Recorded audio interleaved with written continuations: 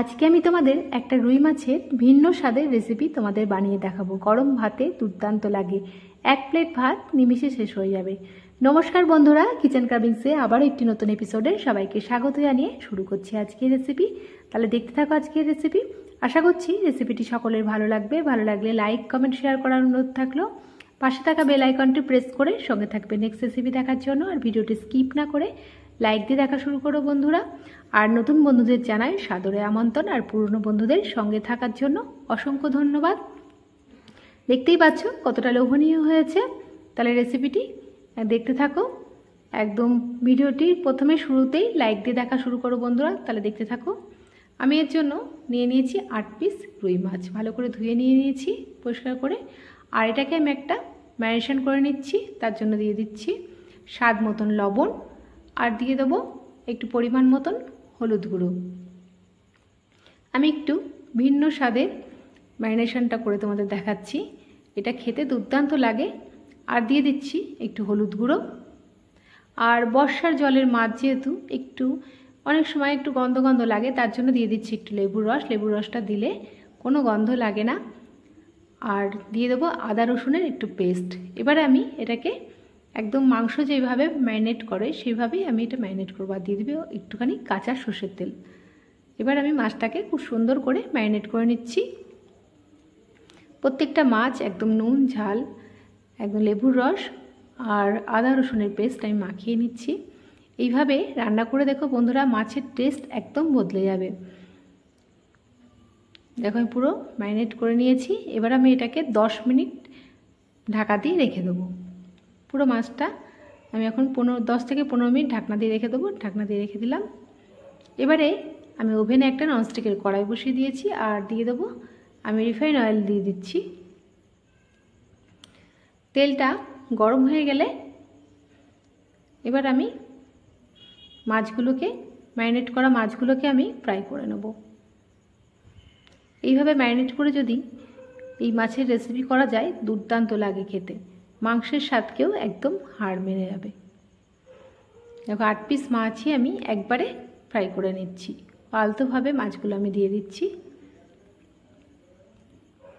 দেখো 8 পিস মাছই আমি দিয়ে দিয়েছি। এবার আমি 2 পিটি একদম সমানভাবে ফ্রাই করে নেব। খুব বেশি ফ্রাই করব না। দেখো 1 পিট হয়ে গেছে, আমি তাই মাছগুলোকে উল্টে দিচ্ছি। প্রত্যেকটা মাছই আমি উল্টে দিলাম। এইভাবে তোমরা অবশ্যই একবার ট্রাই করবে। আমি একটু ভিন্ন স্বাদেরই মাছটা রান্না করে তোমাদের দেখাচ্ছি। দেখো 1 পিট ফ্রাই হয়ে গেছে, উল্টো পিঠটাও আমি একইভাবে ফ্রাই করে নিচ্ছি। 2টো পিঠই ফ্রাই হয়ে গেছে। এবার আমি মাছগুলোকে একটা প্লেটের মধ্যে তুলে রাখছি আলতোভাবে। সব মাছগুলোকে আমি একইভাবে তুলে নিচ্ছি। এবার এই তেলের মধ্যেই আমি মাছটা রান্না করে নেবো। তেলটাকে একটু পরিষ্কার করে নেবো, যেহেতু ম্যারিনেট করা ছিল, মশলা ছিল, এই মশলাটা কিছুটা এই ভাজা অংশটা তেলের মধ্যে চলে গেছে, তাই তেলটাকে আমি একটু পরিষ্কার করে নিলাম। আর এই তেলের মধ্যেই আমি ফোড়নে দিয়ে দিচ্ছি গোটা জিরে, গোটা এলাচ, লবঙ্গ, দারচিনি ফোড়ন। এবার আমি এটাকে একটুখানি 10 থেকে 12 সেকেন্ড একটা ফ্লেভার আসা পর্যন্ত নেড়ে নিলাম। সুন্দর একটা মিষ্টি গন্ধ এলে আমি দিয়ে দেবো একটা পেঁয়াজ। পেঁয়াজটাকে আমি একটু লাল লাল করে ফ্রাই করে নেবো। একটা ছোট্ট পেঁয়াজ আমি ভাজার জন্য রেখে দিয়েছিলাম। পেঁয়াজটাকে আমি একটু লাল লাল করে ভেজে নিচ্ছি। আর এর মধ্যেই দিয়ে দেবো একটা টমেটো আমি কুচিয়ে রেখেছিলাম আগের থেকে, সেটা পেঁয়াজ আর টমেটো একসঙ্গে আমি ফ্রাই করে নিচ্ছি। আর পেঁয়াজ আর টমেটো নরম হওয়ার জন্য আমি দিয়ে দিচ্ছি একটু স্বাদ মতন লবণ। আর দিয়ে দেবো একটু পরিমাণ মতন হলুদ গুঁড়ো। লবণটা দিলে খুব তাড়াতাড়ি পেঁয়াজ আর টমেটোটা সফট হয়ে যাবে, আর গ্রেভিটাও খুব সুন্দর হবে। আর এইভাবে করলে টেস্টটা একটু অন্যরকমই আসে। দেখো আস্তে আস্তে পেঁয়াজ আর টমেটোটা সফট হয়ে গিয়েছে।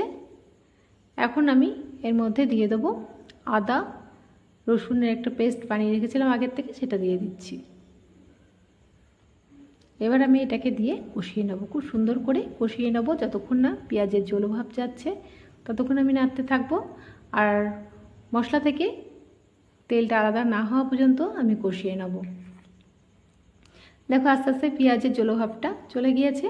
এখন আমি এর মধ্যে দিয়ে দেবো 1 চামচ জিরের গুঁড়ো, আর দিয়ে দিচ্ছি 1 চামচ ধনের গুঁড়ো, আর দিয়ে দেবো একটু ঝালের জন্য লঙ্কার গুঁড়ো দিয়ে দেবো এর মধ্যে, আর কালারের জন্য দিয়ে দিচ্ছি একটু কাশ্মীরি লঙ্কার গুঁড়ো। এবারে আমি সব মশলা দিয়ে একই সঙ্গে কষিয়ে নেব। আমি আরও মিনিট 6 মতন আমি কষিয়ে নেব। যতক্ষণ না মশলা থেকে তেল ছাড়ছে ততক্ষণ আমি মশলাটা কষিয়ে নেব। আর আমি একটু ঢাকনা দিয়ে রাখবো, মিনিট 6 থেকে 7 জন্য আমি ঢাকনা দিয়ে রাখবো। ফিরে আসি 7 মিনিট পর।